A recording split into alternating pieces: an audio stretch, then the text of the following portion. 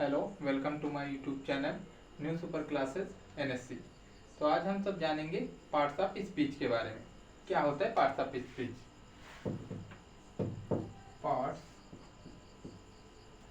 Of speech, speech से ही आप सब समझ पा रहे होंगे, यानी जो हम उच्चारित करते हैं कोई शब्द मुख से बोलते हैं, यानी शब्द भेद क्या है। शब्दों के उच्चारण के स्थान पर शब्दों के कुछ भेद निर्धारित करे गए, किस प्रकार से हम उनका उच्चारण करते हैं। शब्द भेद किसे कहते हैं? जो शब्दों के उच्चारण के स्थान पर जो तुलना अलग अलग प्रकार बनाए गए हैं, उन्हीं को हम क्या कहते हैं? शब्द भेद कहते हैं। ये मुख्यतः 8 प्रकार के होते हैं। ये 8 प्रकार के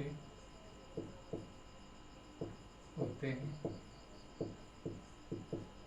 कौन कौन से 8 प्रकार के होते हैं? तो सबसे पहले आ जाती है इसके अंतर्गत नाउन। नाउन जिसे हम क्या कहते हैं? संज्ञा कहते हैं। उसके बाद सेकंड नंबर पर आ जाता है हमारा प्रोनाउन। प्रोनाउन मतलब जिसे हम कहते हैं सर्वनाम।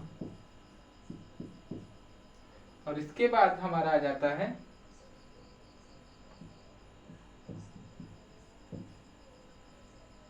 वर्ब, जिसे हम कहते हैं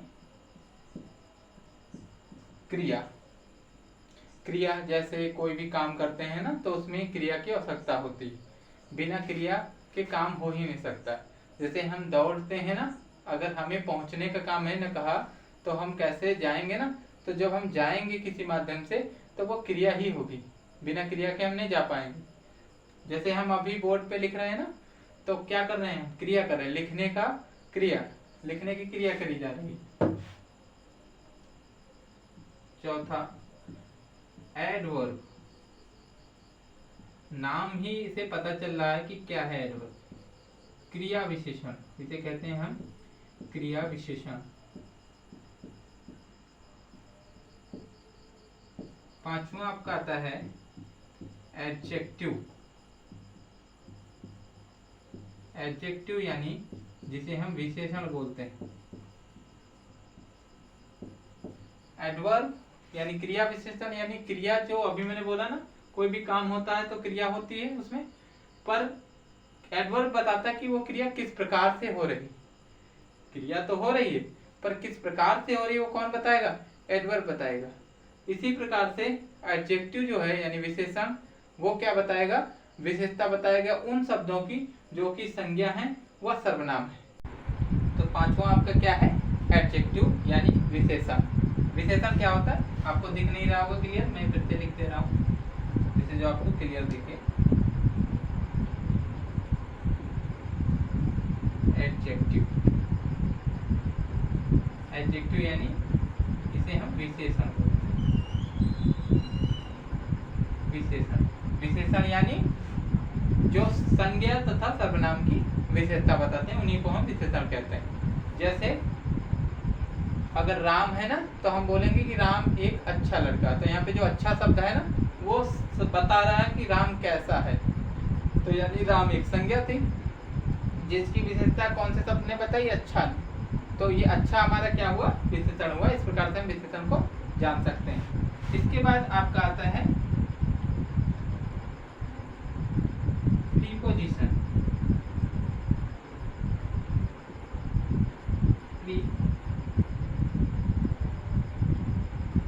प्रीपोजिशन यानी इसे हम कहते हैं संबंध सूचक। संबंध सूचक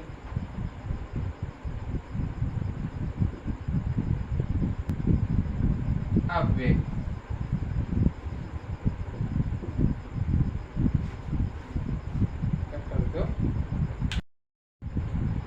सातवां आपका आता है कंजंक्शन।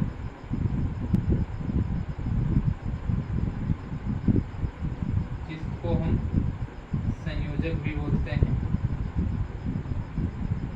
और 8वां आपका आता है इंटरजेक्शन।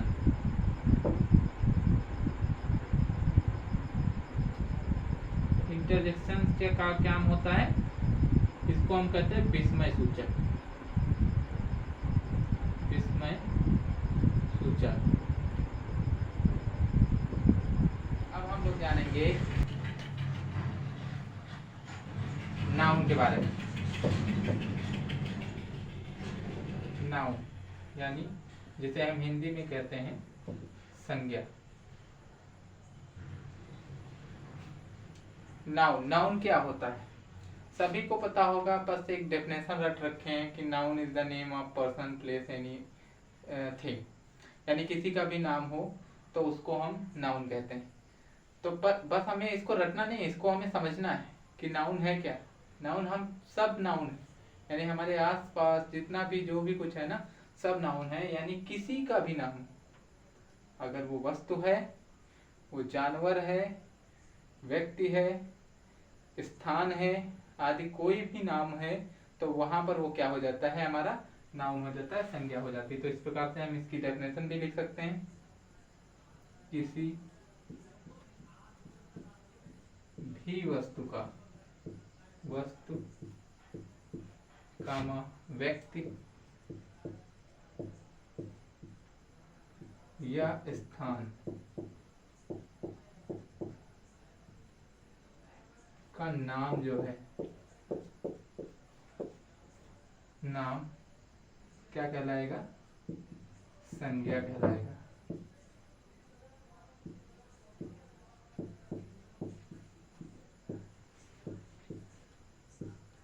संज्ञा का मतलब कि किसी का नाम, संज्ञा का मतलब अर्थ ही यही होता है कि किसी का नाम हो।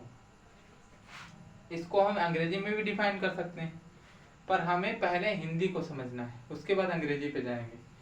तो हमें इतना पता चला कि नाउन क्या होता है, परिभाषा के द्वारा परिभाषित कर दिया जाए। मगर अभी हम लोग जानेंगे कि किस प्रकार से, कैसे, जैसे उदाहरण में भी जानना है तो कैसे नाउन कैसे होते हैं। जैसे कोई व्यक्ति हो, रोहन लिख सकते हो किसी का नाम। रोहन यहाँ संज्ञा क्यों हो सकता है, क्योंकि ये किसी का नाम है। और मैंने बोला ना, और किसका नाम है, एक व्यक्ति का नाम है। रोहन किसका नाम है, एक व्यक्ति का नाम।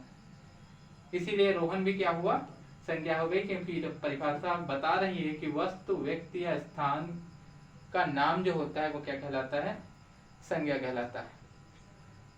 वस्तु भी कोई हो सकती है, जैसे मेज, और उसके अतिरिक्त स्थान भी हो सकता है, जैसे हॉस्पिटल।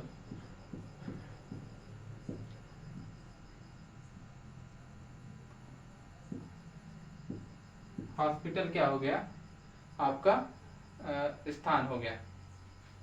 तो इसी प्रकार से ये नाउन हो गए। अब हमें जानना है कि नाउन को कितने प्रकार में, यानी कितने भेदों में विभाजित किया गया, कितने भेद होते हैं इसके। तो काइंड्स ऑफ नाउन जानेंगे, kinds of noun. Kinds of noun कितने प्रकार के होते हैं, तो आप लिख सकते हो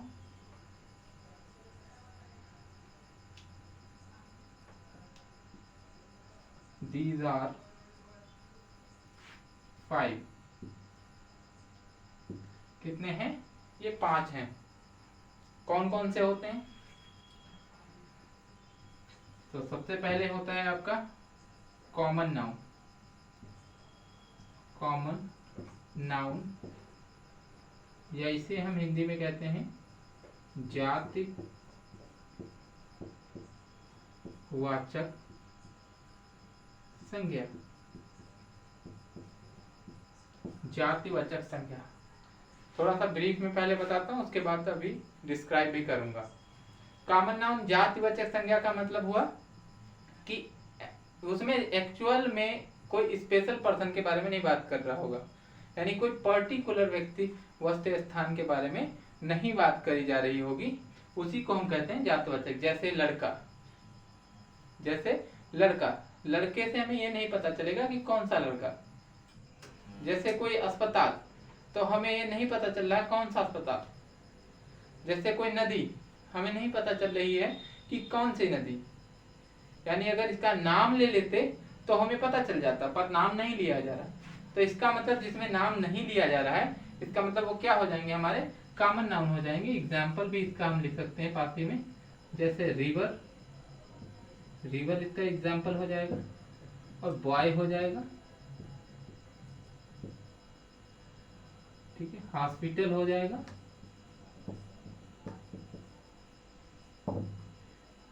ETC, यानी ये इसके उदाहरण हो जाएंगे। इसी के बाद दूसरे नंबर पे आपका आता है जिसका नाम है प्रॉपर नाउन। कौन सा आता है, प्रॉपर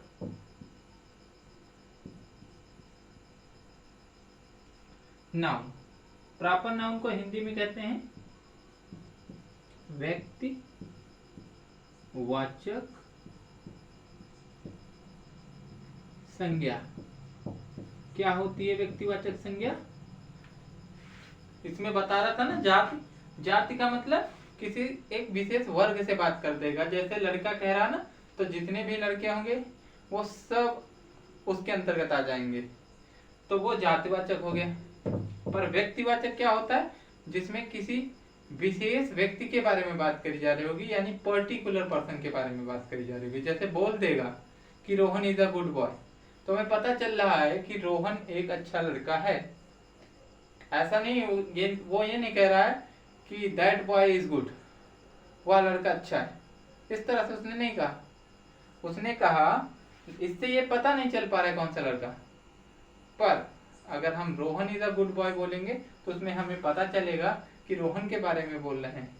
तो इसलिए ये व्यक्तिवाचक संज्ञा हो जाती, यानी कहीं पर्टिकुलर पर्सन के बारे में अगर कोई बात करी जा रही है तो उसे हम व्यक्तिवाचक संज्ञा कह सकते हैं। जैसे उदाहरण इसके क्या लिख सकते हो, जैसे अगर नदी ये दी हुई थी तो इसकी जगह पे नदी का नाम अगर होगा, जैसे गंगा, हमें पता चल गया कि कौन सी रिवर। यहाँ तो रिवर कह रहा था तो हमें पता नहीं चल रहा था, पर हमने जब नाम लिख दिया इसका गंगा, तो हमें पता चल रहा है कि ये कौन सी रिवर है, गंगा है। उसी के बाद जैसे बॉय लिखा हुआ है तो बॉय की जगह पे रोहन लिख दिया गया पर्टिकुलर में। अभी क्या था, रोहन, तो रोहन से हमें ये नहीं पता चल पा रहा था कि, बॉय से हमें नहीं पता चल पा रहा था कि कौन सा लड़का, पर रोहन से हमें पता चल पा रहा है कि कौन सा लड़का। लड़का भैया कौन सा था, तो वो रोहन था। हॉस्पिटल में भैया कुछ भी लिख सकते हो। अपने लखीमपुर में चंद्रानी पड़ता है एक हॉस्पिटल, लिख सकते हो। आपको पता चल गया कौन सा हॉस्पिटल, चंद्रानी हॉस्पिटल। कौन सा हॉस्पिटल, नवजीवन हॉस्पिटल। आप नाम ले रहे हो, जिससे आपको पता चल जाएगा। आपसे कोई पूछा भैया किस हॉस्पिटल, किसी पेशेंट आपका कोई भी वहां पर एडमिट है, तो आपसे पूछेगा कि कौन सा भैया कहाँ पे एडमिट है, तो क्या बताओगे आप, नाम बताओगे हॉस्पिटल का। जब तक नाम नहीं, आप ऐसे कह दोगे कि हॉस्पिटल में है, तो आप पता चल पाएगा कि कौन से हॉस्पिटल में, नहीं चल पाएगा। इसलिए आपको क्या करना होगा, नाम बताना होगा। जैसे किसी भी समथिंग, किसी भी में हो सकता है। जैसे आप चंद्रानी बता सकते हैं जिसमें आपका पेशेंट हो। एग्जाम्पल के तौर पर मैंने बता दिया कि चंद्रानी। आपका पेशेंट जिसमें एडमिट होगा वो बता सकते हो, तभी तो जानेगा कि वहां पर, तभी तो उसको देखने जा सकते हैं, तभी तो वहां पे जाया जा सकता है।